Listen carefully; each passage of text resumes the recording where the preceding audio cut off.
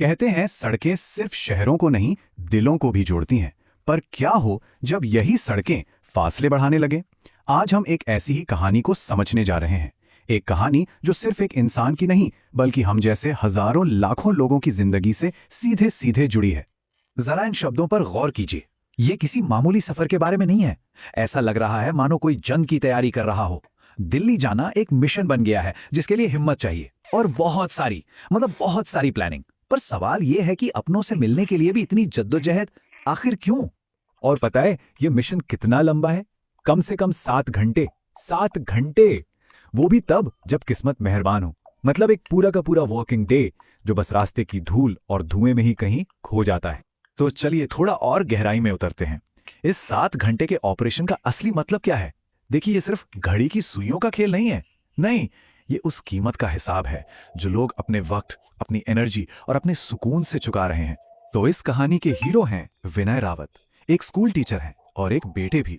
उनकी बस एक सीधी साधी सी ख्वाहिश है कि दिल्ली जाकर अपने बुजुर्ग माता पिता के साथ कुछ वक्त बिता सकें। पर देहरादून और दिल्ली के बीच का ये रास्ता मानो उनकी इस छोटी सी खुशी के आड़े आ रहा है। और देखिए, विनय की कहानी कोई अकेली कहानी नहीं है। ये हजारों लाखों लोगों की कहानी है।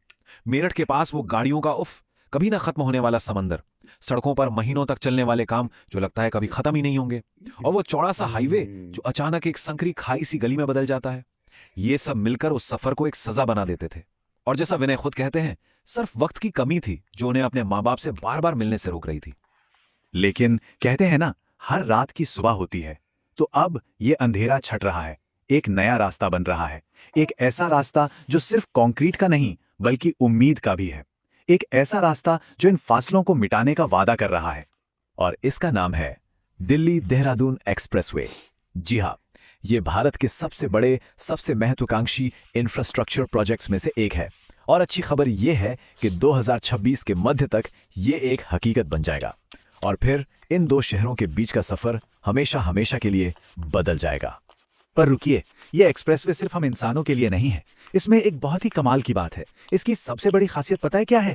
एशिया का सबसे लंबा एलिवेटेड वाइल्ड लाइफ कॉरिडोर। मतलब ये एक शानदार सबूत है कि तरक्की और प्रकृति दोनों एक साथ एक ही रास्ते पर चल सकते हैं। तो अब सवाल ये उठता है कि चलो, सफर कुछ घंटे कम हो गया, पर इसका असल में मतलब क्या है? इसका असर हमारी जिंदगी पर, हमारे रिश्तों पर, हमारे काम पर कितना गहरा हो सकता है? चलिए समझते हैं। जरा इस फर्क को देखिए।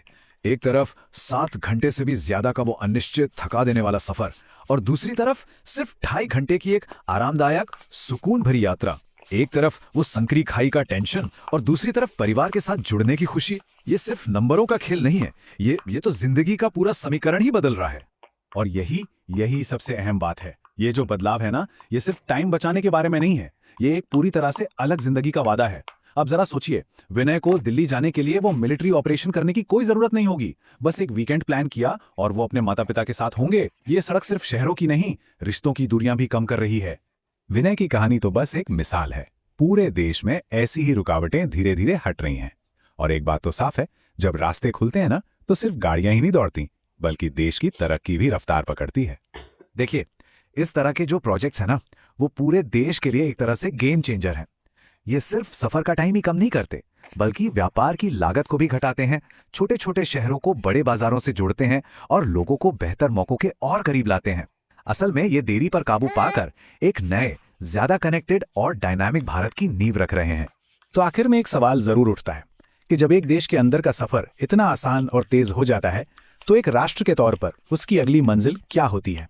जब रास्ते छोटे हो जाते हैं तो लोगों के सपने कितने बड़े हो सकते हैं? इस पर सोचिएगा जरूर।